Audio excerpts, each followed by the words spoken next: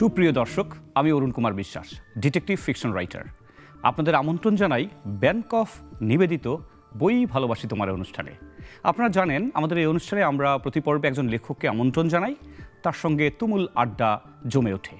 আমাদের এবারের আড্ডার মধ্যমণি মুস্তফা মনন, লেখক এবং পরিচালক। ভাইয়া কেমন আছেন?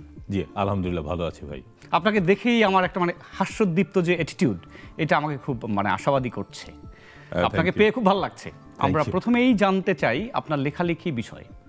আচ্ছা, আমি এই বইমেলা দিয়ে শুরু করি, যেহেতু বইমেলা কেন্দ্রিক তো আমাদের বাণিজ্যটা একটু বেশি, আর এই অনুষ্ঠানটা এই বইমেলায় এসছে আমার একটা নতুন উপন্যাস, তার নাম শাহজালাল। আমরা শাহজালাল বলতে আমরা হযরত শাহজালাল রাদিয়াল্লাহু আনহুকে বুঝি, যিনি সিলেটে আছে সাহিত্য আছেন, আধ্যাত্মিক পুরুষ। কিন্তু শাহজালালের অনেকগুলি গুণাবলী আছে যেগুলি কম চর্চিত হয় বা আমরা কম জানি। যেমন তিনি রাজনৈতিক সচেতন ব্যক্তি, তিনি সমাজ সংস্কারক, তিনি মানবতার পক্ষে, মানুষের পক্ষে, অত্যাচারিত মানুষের পক্ষে তরবারি ধরেছেন। এই জিনিসটা অনেকে কিন্তু জানেন না, কেউ কেউ হালকা জানেন, আর বেশিরভাগ মানুষ জানেন না। আমি তার ওই গুণাবলী এবং তিনি কিভাবে আরব থেকে ভারতবর্ষে এলেন, দুজন বিখ্যাত ব্যক্তির সাথে তার যোগাযোগ হলো। একজন হলো দিল্লির অলি, বিখ্যাত অলি, আরেকজন দিল্লির তখন সুলতান। এই যে দুইজন বিখ্যাত লোকের, একজন অলি আউলিয়ার সাথে আরেকজন অলি আউলিয়ার যখন দেখা ঘটে, তখন কেমন হয় তাদের কথাবার্তা, তাদের কি হয়, এই বিষয়গুলি আছে। এবং পাশাপাশি সে যখন জানলো এই বঙ্গে গৌড়ের রাজ্যের তিনি যখন রাজা ছিলেন, রাজা গোবিন্দ, তিনি, আমরা সবাই জানি এই গল্পটা, যে বুরহানুদ্দিনের সাথে কি অবিচার করা হয়েছে, তখন তিনি শুনলেন এবং এই ন্যায় বিচার প্রতিষ্ঠায় তিনি বললেন যে না, আমাকে যেতে হবে। এই তিনি এলেন এবং রাজা গোবিন্দ, নিপীড়িত মানবতার জন্য ওনার প্রাণ কেঁদে উঠেছিল বলেই কিন্তু উনি এই ভেঞ্চারটা নিয়েছিলেন। জি জি জি। আচ্ছা, আমি আরেকটি বিষয়, মুস্তফা মনন, আপনাকে কিন্তু আমি নাট্য পরিচালক হিসেবে অনেক বেশি জানি, লেখকের বাইরে। সেই বিষয়ে কি একটু আলোকপাত করবেন, যে আপনার নাট্য নির্মাণ শৈলী সম্পর্কে একটু? আচ্ছা, আমি বহুদিন ধরে এই নাটক নির্মাণের সাথে জড়িত। তো সিঙ্গেল নাটক, সিরিয়াল নাটক এবং দীপ্ত টেলিভিশনের একটা জনপ্রিয় নাটক ছিল তখন প্রচলিত, পালকি। ওটার 700-750 পর্ব অনেকগুলো। ওটার আমি শুরুতে প্রডিউসার ছিলাম, পরে ডিরেক্টর। আর এরপরে আমি অনেকগুলো নাটক করেছি। তো নাটক লেখা এবং পরিচালনা করা এটা আমার পেশা। আর পাশাপাশি যেহেতু লিখতে ভালোবাসি, তো আমি চেষ্টা করি প্রতি বছর একটি করে উপন্যাস বা একটি করে কিছু একটা বই আনার। ওই জন্যই এই দুইটা সমান্তরালভাবে। দারুণ। আমার মনে হয় যখন একজন নাট্য নির্মাতা কিছু লিখবেন, একজন কবি যখন কোনো গদ্য লেখেন, সেটা কিন্তু অন্যরকম ছান্দসিক হয়ে ওঠে। সো আপনি তো জানেন যে নাটকীয়তা কোথায়, সেটি যখন আমাদের গদ্যে বা লেখায় চলে আসে, এটা অনেক বেশি উপাদেয় হয় বলে আমি মানি, নাকি? হ্যাঁ, তা ঠিক। এই নাট্যকার বা চিত্রনাট্যকার, আমি সিনেমার স্ক্রিপ্টও করেছি, সেটা সরকারের অনুদান পেয়েছেন, জামদানি। তো এটা মুক্তির অপেক্ষায়। তো চিত্রনাট্যকাররা যখন উপন্যাস লিখে, এখানে একটা মজার বৈশিষ্ট্য থাকে, কারণ ডায়ালগ এবং সবকিছু নাটকীয়তার মধ্য দিয়ে তারা ছকে ফেলতে পারে। আবার কেউ কেউ ব্যতিক্রমও করেন। হ্যাঁ, তো আমার লেখায় যারা সমালোচনা করেন বা যারা পাঠ করেন, ওনারা ওনাদের মতে যে আমার লেখা ওই ম্যাজিকটা নাকি আছে। ভেরি গুড, নাকি থাকতেই হবে, এটা না হলে কিন্তু ব্যাপারটা অনেকটা ক্লিশে হয়ে যায়, অনেক বর্ণনামূলক। এগুলো কিন্তু আজকালকার পাঠকরা খুব একটা পড়তে চায় না। এটা আমার অবজারভেশন আর কি। একদম ঠিক বলেছেন, কারণ মানুষ এমনিতেই বই পড়ে না, তারপরে যদি কমল কুমার মজুমদারের মতন অনেক বড় বর্ণনাত্মক হয়, তখন তারা বোর্ড ফিল করে। ট্রু। এবং এখানে একটা মজার কথা আপনি ইঙ্গিত করলেন, যে আমাদের বর্তমান সময়ে পঠন পাঠন অনেকটা কমে যাচ্ছে বলে আমরা শব্দ শুনতে পাই। তো এ বিষয়ে আপনি কি আশাবাদী বা কিছু আশাবাদী কি? আমি না এইটার সম্পর্কে অত ভালো বলতে পারবো না, কিন্তু আমি আমার নিজের সাথে নিজের একটা বোঝাপড়া আছে। বোঝাপড়াটা এমন যে মানুষ এখন খুব অল্পতে সর্বোচ্চ তৃপ্তি পেতে চায়। ওই সর্বোচ্চ তৃপ্তির জন্য, ধরেন আপনি এখান থেকে কুয়াকাটা যাবেন, তখন আগে খুব কঠিন রাস্তা ছিল, এখন তো হাইওয়ে। হ্যাঁ, ওই সময় ওই যারা ভ্রমণ পিপাসু অ্যাকচুয়ালি তারা যেতেন। হ্যাঁ, আর এখনকার মানুষ এখন গিয়ে এখনই ফান করবে, এখনই চলে আসবে, এটাই শর্টে।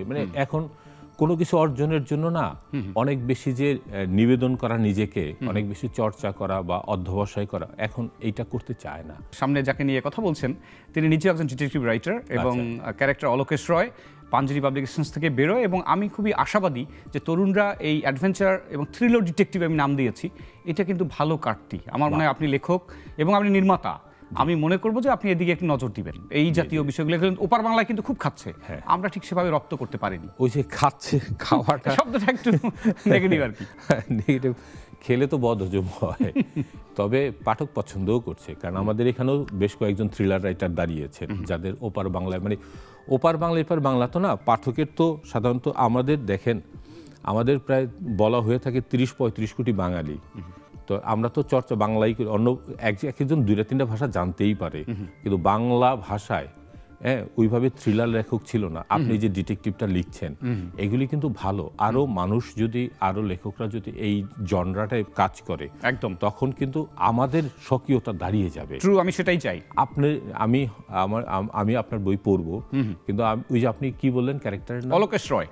অলোকেশ রয়, তার মানে এটা বাংলার চরিত্র। হ্যাঁ, একেবারে আমাদের চরিত্রগুলো যেন আমাদের মতন হয়। Definitely, definitely. আমরা বাইরের চরিত্র হাওলাত করে আনলে সেটা বিদেশিরা পড়বে না। আমি ক্রিমিনোলজিতে মাস্টার্স করেছি একটা শুধুমাত্র আমার ক্যারেক্টারকে ডেভেলপ করার জন্য, শাবাশ, রিসেন্টলি। কারণ আমি জানি আমাকে যিনি ক্রাইম করছেন তাকে যদি আমি একজন ক্রিমিনালের মতো ফুটিয়ে তুলতে পারি, অনেক বেশি জীবন ঘনিষ্ঠ হয়, তাহলে কিন্তু পাঠক মজা পাবে যে হ্যাঁ, এটা তো একটা জবরদস্ত ক্রিমিনাল। একটা ছোট্ট প্রশ্ন, চা না কফি, কোনটা খেতে পছন্দ করেন? হ্যাঁ, কফি 2 বার খাই, চা 1-2 বার খাই। বাহ, মানে কফির দিকে পক্ষপাতিত্ব বেশি। হ্যাঁ, আমি কফিটা নিজে বানাই এবং আমার নিজের একটা ফর্মুলা আছে, আমি বাসায় কফি নিজে বানাই। এবং সেটা আমি বুঝতে পেরেছি, কারণ আপনি মগজের উপরে, মস্তিষ্ক জারণের উপরে একটা দিয়েছেন। এমন কিছু হরমোন আছে যেটা কিনা আমাদের মস্তিষ্ককে রিলিফ করে, উত্তেজিত করে, সেক্ষেত্রে কফির একটা ভূমিকা থাকতে পারে। ভূমিকা থাকে। আর নেক্সট বইমেলায় কি নিয়ে চিন্তা করছেন? আমি জানি আপনি নিয়মিত বই লিখবেন, সেটা প্রত্যয়টা আমি টের পাচ্ছি।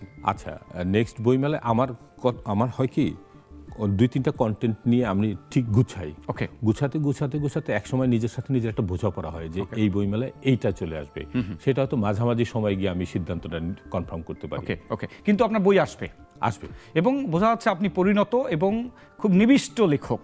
আমরা কিন্তু এটাই চাই, অনেক বইয়ের সংখ্যার আমাদের দরকার নাই, আমরা এমন কিছু কন্টেন্ট চাই যেটা কিনা আমাদের এই যে বর্তমানে যে সময়ে অস্থিরতা থেকে আমাদেরকে উত্তরণ ঘটাতে পারে। আচ্ছা, আপনার কফির সাথে আমার একটা বইয়ের একটা খুব মিল আছে। বলুন। আমার একটা গত বইমেলা এসেছিল, coffee girl. Coffee girl, that's a good. নিয়ে আসতেন হাতে করে। আমার সরি, আমি আনতে পারি নাই। ও আর স্টক আউট, এই যে 3য় মুদ্রণ ছাপছেন। তার মানে খুবই ভালো খবর। এই যে আপনার বাম পাশে দেখেন একটা গোয়েন্দা, ওইটা একটু হাতে নিয়ে দেখতে পারেন, এটা বাংলাদেশের একমাত্র গোয়েন্দা পত্রিকা। এবং ফর্চুনেটলি আমি এটার এডিটর, এবং আমি চেষ্টা করি যে বছরে বেশ কয়েকটা আসুক। এই যে আপনি মাঝখানে আপনি আপনার বইয়ের কথা বললেন বা আপনি কি জনরায় লেখেন সেটা বললেন, এই যে কমিউনিকেশন করলেন বলেই আমি কিন্তু জানতে পারলাম।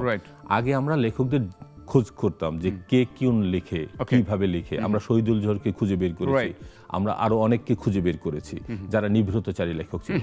এখন পাঠকের এই দায়টা নাই, আমাদেরকে পাঠকের কাছে পৌঁছাতে। এই জন্যই বই মার্কেটিং চালু। দেখুন, আমি এইচআরএমে একটা মাস্টার্স করেছিলাম বলে আমি জানি আপনি একটা বই লিখছেন, যেটা আপনি একটু আগে বলছিলেন, ওটা যদি আমরা প্রচারণা না করি, ইটস নাথিং লাইক আপনার বেওয়ারিশ লাশ।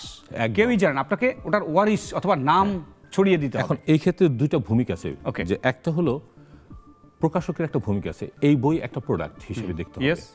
এবং এটা আপনি বললেন যে আপনি কোন জনরা লিখতে ভালোবাসেন, আমারে বলছিলেন।